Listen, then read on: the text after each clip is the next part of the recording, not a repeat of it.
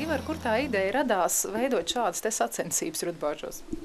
Ideja radās, jāsaka, vienkārši ikdienā ar to strādājot, jo pašam ir vairākas tehnikas vienības un arī daudz, arī 6 operatori, jā, hidromanipulatori. Nu, doma, lai viņus nedaudz vienu pret otru, kā teikt, lai redzētu, ko katrs spēj, kurš spējīgāks no viņiem, un sarīkot tādu mazmērogu sacensības, ja kaut vai pašam savā sijā kamenēs, ja. Bet beigās atsauksme bija liela, ja, un spēja piesaistīt jau gan kaimiņu pagastu un Skrundas sijā ekiņu mašīnu, ja, un Kalvenes sijā Ūsi un sijā Silva, ja, un atsaucība bija ļoti liela. Nu, un tad vienmēr vajadzēja organizēt to pasākumu. Vai nebija grūti, tomēr tehnika ir dažādu marku, vai jūs sadalījāt kaut kādās grupās šo te tehniku? Jā, mēs to tehniku sadalījām 4 grupās. Protams, tehnikas laikmets ir gājis ļoti uz priekšu, ja, un ir modernas mašīnas un moderni izvedēji traktori. Tad traktoru grupā bija forwarder tipa Timberjack traktors, ja, kurš ir sijā kameņi, ja, piedalījās. Tur bija 5 operatori, ja, 3 no tiem kameņi. Tad bija pašgatavoti traktori, un tā skaitā arī viens lauksaimniecības traktors ar meža izvedēju piekabi, ja, tā bija otra grupa. Tur gan bija, diemžēl, tikai 2 dalībnieki. Tad automašīnu grupā bija Volvo un 1 Scania. Bija pavisam 5 mašīnas, ja, un tur bija dalībnieki, bija 8. Un tad sijā kameņu mašīnas Kamazi, ja, un tie bija 2 mašīnas bija, ja, ar 2 operatoriem, dalībniekiem. Un tā pavisam kopā bija 17 dalībnieki, ja, 17 dalībnieki. Kas viņiem bija jāizdara, lai parādītu savu meistarību? Tātad tas viss notika uz laiku, ja, bija 3 darbības, 3, kā teikt, ja. Pirmā bija jāsastelē pēc kārtas 1., 2., 3., 4. tādi apzāģēti kluči, jāsaliek stāvus viens uz otru. 3. ir otrā darbība, apzāģēti brusītes, 6. Ja operators nespēja 6 sastēlēt, tad par nesastēlēto brusīšu skaitu, ja, ir 1 minūte soda punktā nāca par katru klāt. Un 3. darbība papīrmalks iekraušana mašīnā un izkraušana, ja, attiecīgajā konkrētā vietā, precīzi noliekot un manipulātoru saliekot apakaļ, tika nofiksēts laiks. Vai jums arī nācās pašam savu meistarību parādīt? Nu, pēc publikas pieprasījuma nācās gan, jā, un es domāju, ka es publiku nepievīlu, un lai gan es tajā traktorā biju pāris reizes iesēdies tikai, nu, es domāju, ka es izdarīju to, kas man bija jāizdara, jā. Vai arī bija dalības maksa? Nē, dalības maksa nebija. Šogad tā bija tīri mana iniciatīva, un arī līdz ar to mans finansējums ar visām balvām un visu to pāri organizēšanu un tā tālāk, jā. Tad man jājautā tiešām, kāpēc, ja jūs tādas sarīkojat saviem darbiniekiem, tad man ir saprotams, bet ja šādu plašāk, kāpēc jūs to darāt? Zinat, šinī meža jomā es strādāju ļoti ilgi, jā, jau kopš 1994. gada, jā, un tie, kas visi piedalījās, es viņus visus ļoti sen un ļoti labi pazīstu tos cilvēkus, jā, un vienmēr sakot, arī mani strādnieki viņus visi pazīst, jā, un es domāju, ka man tas bija tāds liels stimuls, vienkārši tos vīrus visus sapulcināt kopā, jo es redzēju, kad viņi, kā teikt, klusi nestāvēja nevienu minūti, tur pa bariņiem visi, kā teikt, savā starpā kontaktējās un teiksim, pārpļāpāja savu dzīvi, ja? Un man tas tāds gandarījums par to, ja? Kad es tomēr spēju tā viņus visus kaut uz tām 4 stundām, bet saliedēt kopā, lai, jo, nu, tur sarunas bija interesants un, nu, kā jau vīriem. Vai arī nākamgad rīkosiet tādu pasākumu? Nu, es domāju, noteikti, jā, jo šis bija pirmā reize, jā, un, kā teikt, nu, eksperimentējam, ko un kā no kļūdām mācamies.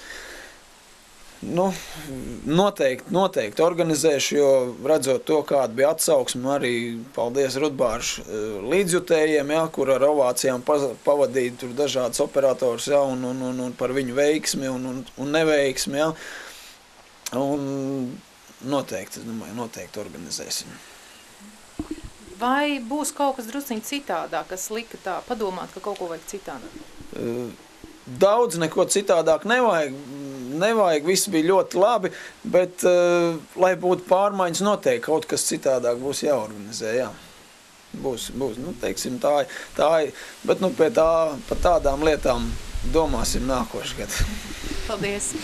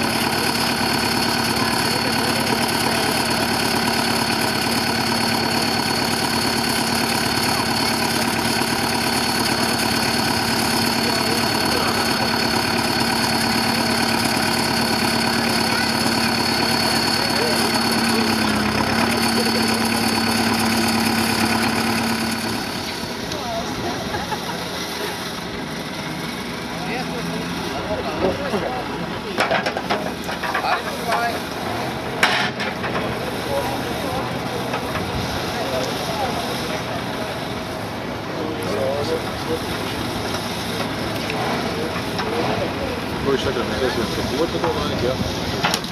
Nu, tur ir. Ko tu saki salikties? Es piekārtošu tas.